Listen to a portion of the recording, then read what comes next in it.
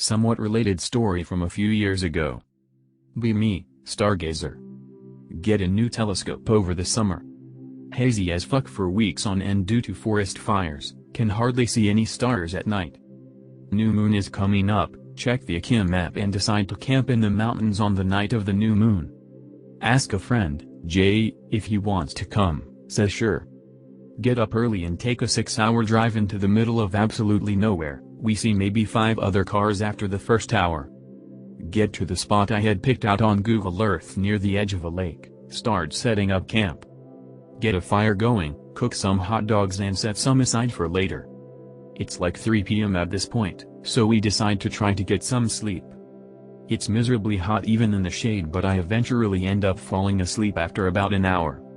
Wake up as the sun is just starting to set. Start unloading equipment from the truck and setting everything up. Realigning telescope optics, setting up star tracker, switching all screens to red mode, etc. Eventually twilight fades and we are able to start looking for stars. Jay isn't impressed by the mountain sky, but he changes his tune after I bring out an oxygen tank. Get some great views of nebulae, galaxies, and globular clusters. Around 1 in the morning we see 2 satellites racing across the sky overhead. We're sort of watching them while we take turns looking through the telescope. As I'm looking through the eyepiece, Jay tells me to look up at the satellites. One of them is completely gone. I ask him where it went and he says it just stopped abruptly and pointed to what I had assumed to be a star with his laser pointer. As he's explaining this, the other one stops too, just a sudden stop without slowing down. We both sort of exclaim WTF. I try to point the scope at it as Jay keeps it pinpointed with the laser, but I can't find it. Second satellite suddenly disappears, like a light just went out. Suddenly something massive splashes in the lake. Too dark to see anything, but by the sound we could tell it was way too big to be a fish. We're both really spooked and grab our rifles from the truck. Woods around us seem really quiet, not quite dead silence but way quieter than normal. Hear more splashing a few minutes later, like something was swimming around near the shoreline to the left of our camp. Really on edge, we're yelling at whatever it is, hoping it's just an animal and we'll scare it off. Jay wants to shoot off some warning shots, but I tell him not to waste his ammo. After about 15 minutes of silence we decide it was probably just a series of really weird coincidences and try to get back to stargazing. Look at a few more things, mostly messier objects. After a while we hear a loud PSD sound, like air briefly escaping from a pressure vessel. It sounded like it came from where we heard the splashing earlier, but my mind immediately thinks it's the oxygen tank, so I go to check on it. Once I find nothing wrong with the tank, Jay starts freaking out and insisting we either go check it out or pack up and leave. I'm also freaking out, but I'm trying to stay calm because an armed Jay is not someone you want to send into hysteria. We turn on our red flashlights and start walking towards where we heard the sounds, rifles at the ready. As a side note for the unfamiliar, red light makes things, especially green foliage, look extremely unnatural when it's the only source of illumination. This probably didn't help our mental states given the context of our situation. Don't see any movement, but Jay finds some bizarre tracks in the mud, kind of like wheel tracks but in a sine wave pattern. He doesn't think it's anything overly out of the ordinary and begins to calm down, but I'm kind of freaking out. We go back to the telescope and I manage to get myself under control, convince myself it was just tracks from an animal dragging something out of the lake. Continue looking at stuff without anything else weird happening until about 4 a.m., when we can start to see sunlight peeking over the horizon. Decide to take turns packing up all the auxiliary equipment and looking at a few more objects. Finally loading up the telescope, the sun isn't over the horizon yet, but our dark-adjusted eyes can now see the surrounding area. Again we hear the PSD sound, except this time it was in the opposite direction. Both of us freeze and look over to where it came from. Don't see anything. After a moment of hesitation, Jay starts to say what the fuck, but the second he starts speaking, something darts out from behind a tree in the area we were just looking and ducks behind a different tree. Holy fuck. Didn't get a good look at it, but it was definitely too small to be a person. Jay is tripping over himself trying to run back to get his rifle. My rifle is within arm's reach, pick it up and train it at the tree where I saw the thing. Jay returns with his gun, asks me to tell him which tree it's behind. I point it out to him and tell him to throw a rock at the tree. He does, but nothing happens. Tell him that I'll keep my gun trained on it while he throws the remaining stuff in the truck. It takes him all of 5 minutes to do so. Walk backwards to the truck door, never taking my eyes off of the tree where I saw it. Lower my gun and turn my head to open the door. The instant my head turns, I hear the thing move again. Look over and see foliage rustling as the thing darts around. Hear the PSD sound again, twice in quick succession.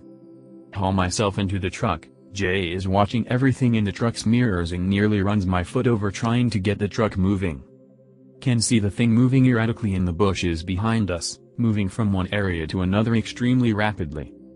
Jay speeds out of there like a bat out of hell. We spend most of the trip back in silence. I really don't know what we saw that night. It very well could have been the low oxygen environment fucking with our brains, but I can't imagine we would both have seen the same things. Whatever it was, needless to say, I never got Jay to go on another trip into the mountains. I've been back to that spot 2 more times since with larger groups of people, and I've never had anything similar happen. Be me. Chilling in a estuary. 2 white women. 1 gay Asian dude. Myself and 3 self-proclaimed alpha males. Should be good. Harvesting clams and catching fish. Asian is a champ at getting seafood. White women are absorbing sunlight like the pros they are. Alpha males are arguing over the most proficient knot for catching fish. They talk more than the women. The modern era is the real monster. They think we're going to eat the seafood. They don't know about magic ritual and perversions.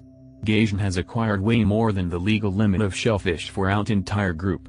Get concerned, check his cooler. It's filled to the brim with trash fish. 1 slot redfish and some barely legal gray snapper. Everything else is salt catfish, ladyfish, or Jack Crevalle. Fuck. This isn't good. Asian doesn't know there's a federally employed skinwalker in the vicinity. It can smell when the law is being broken. Have to get rid of the clams. One of the alphas yells WTF. It's too late. Out of nowhere an 8 feet tall park ranger is standing over the Asian's clam bucket. Alphas aren't alpha anymore. Don't have any white ash bark for big magic. Park ranger looks at Asian. It knows what Asians are capable of. White woman calls it a racist. Park ranger informs white woman about the detrimental harvesting habits of Asians. Looks at me and tells me I should know better. Says I need half this many clams to incur tier 7 space bankers. Park ranger has sold me out. Group knows I'm after that interdimensional loan and will feed them to magically enlarged clams to get it. Park ranger is eyeing the homosexual Asian. It picks up the Asian and gives me a fine for $500 and tells me to do better. It leaves. Hear clapping in the distance. Remember, normies have no idea what was about to happen. They ask what that was. Give them amnesia. Smoke menthols.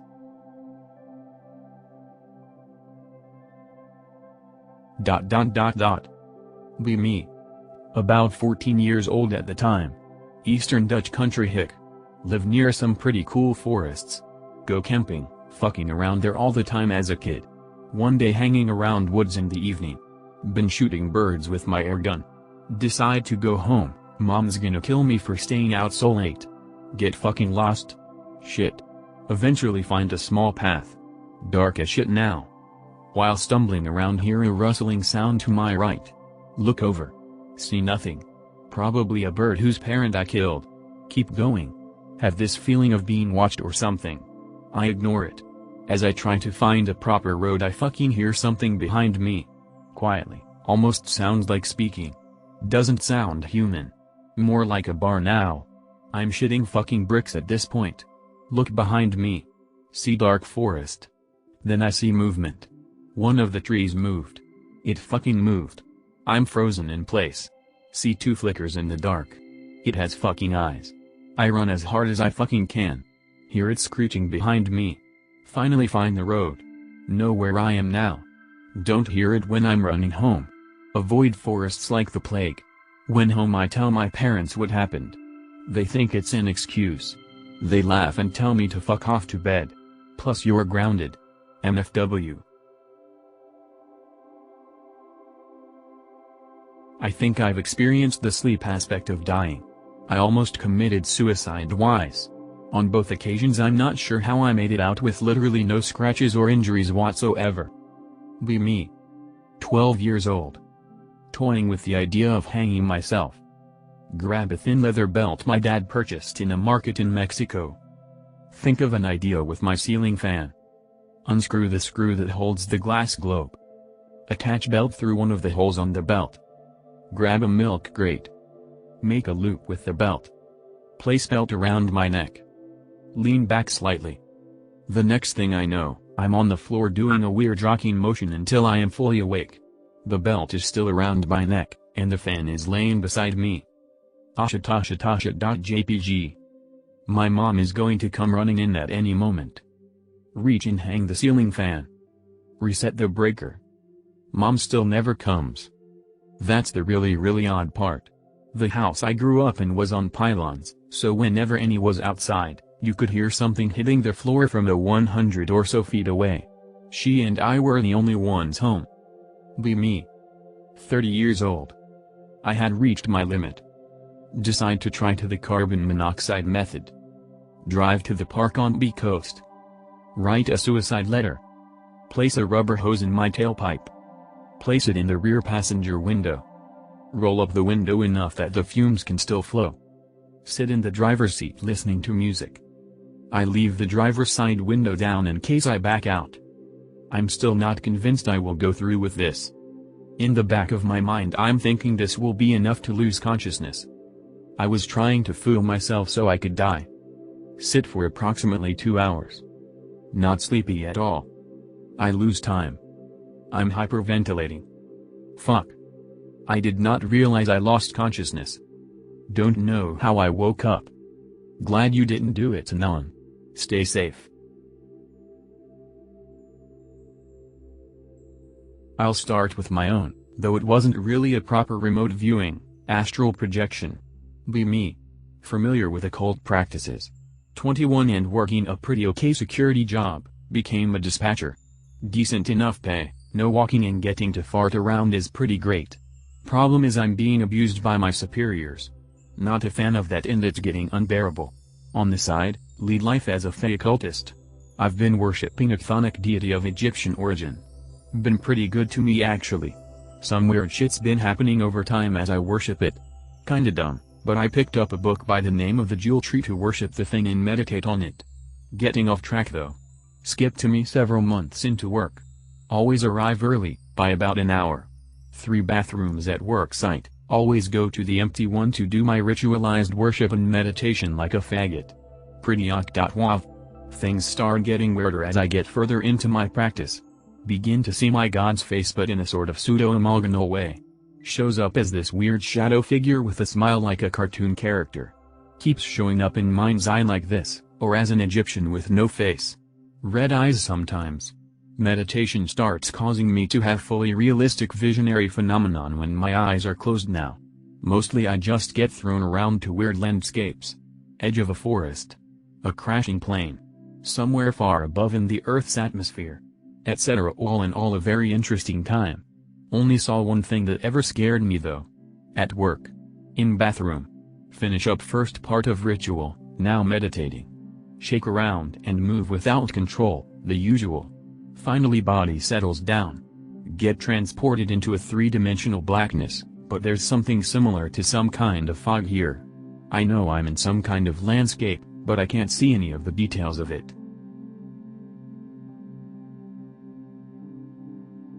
So I think I barely dodged something spooky. What the fuck just happened? Be me, walking down my road. Turn out onto Main Street, nothing unusual. Walk back to road. Rain stops. Vibes have gone completely sour. Maybe it just passed.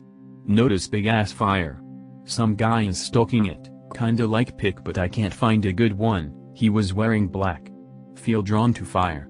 Scared of dude though so walk home. Really need to piss. House feels wrong, get a gut urge not to go in. Piss on tree by house. Decide to go back to Main Street. Go about a block down. Start pilgrimage back home. Look at fire guy one last time longingly. Fire guy nods at me as I leave. Fire is completely gone, busted kid's bike where it was. Rain comes back. Spooked. Get home, go inside. Tell parents. They say I'm on drugs. Thanks. Get brilliant idea from friend, check tree for piss. Go to tree. No piss. Get down on the ground and sniff for piss fumes, none to be seen. No liquid inside, a few drops. I had released a piss storm. Liquid is definitely from the rain. What the fuck? Thoughts? No LARP BTW. 8 got 1. Be me. Be 15. At summer camp. Got friend at camp named Ted. Cool guy, dumb as shit though. Ted brought weed with him to camp. Decide we're gonna sneak out after dark to smoke some. Darkness comes, all camp leaders have gone to bed. Climb out through the window with Ted. Real ninja shit. The camp consists of 2 sleeping cabins, a eating hall and some storage shacks. There's a football field and then further down there's a lake with a beach and then a pretty large hill overlooking the whole camp plus lake. The whole area is surrounded by woods and there's a gravel path through the woods you have to go down to get to the top of the hill. So we've just gotten out of the cabin undetected. Ted got the joint rolled and ready. Decide we're gonna smoke it on top of the hill overlooking the camp, because we're both kinda new to weed and worry the smell is gonna get us caught if we do it too close to the camp. So we get on our bikes and start cycling down the forest path. There's a full moon and in the middle of summer, so there's not much darkness and we can see the path without flashlights. Get to the end of the path. Have to leave our bikes and walk the final path to the top of the hill. Can see the entire camp from here. Light and the leader cabin is on, but it's still off in cabin we came from, so assume no one noticed we were gone. Ted's just about to light it up when we hear it. The sound of someone slowly sliding down from a rock. We both freeze. After a few seconds he whispers if that was me.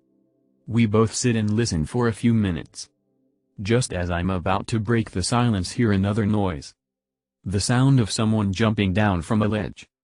And then several footsteps in succession as if they were trying to break after jumping down something. Quiet again. I've never had anything particularly spooky happen to me beyond night terrors, but I have unintentionally been part of spooking n/x/file. Be me, hanging out at a flop house with friends and a feminine that got me hooked on the hacking 4chan. They're talking about skinwalkers. A bit bored myself because I'm a Scully at heart. A tad monotone because I was a bit depressed at the time. Also a bit spurgy tbh. Get an idea? Suggest we traipse around the woods, actually a larger than average copse of trees mostly surrounded by the town. I'm a country boy so I figure it'll give me a chance impress. We're walking on an AV trail, it's dark but lit enough to see where we're going from the streetlights. Suddenly a burst of sound comes from the underbrush to our side. The group all freezes. Feminine asks what was that? Worriedly. It was low to the ground and moving away from us at high speed so it was definitely a squirrel or rabbit or some shit. I wouldn't worry about it. I say in a monotone voice partially due to depression, partially due to suppressing my amusement at them getting scared by a rabbit. Give what was meant to be a reassuring smile. Don't normally smile with teeth so I show too much.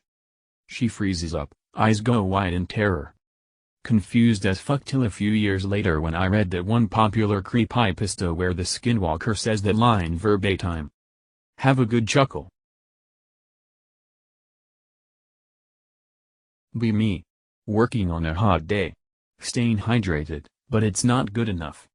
Get heat stroke. Everything becomes flowers. The flowers got really fucking tall super fast. I think I fell over at that point. Flowers start swirling. It's surreal. Flowers each grow one eye. Flowers look at me and don't look at me. It's comfortably uncomfortable. Know something's wrong, but at peace because it's out of my power. Flowers get darker and merge together into dull red. Feel cold. Open eyes. Other workers moved me to the shade and started loading me up with ice packs and pouring water on me. The headache was insane. Never forgot it.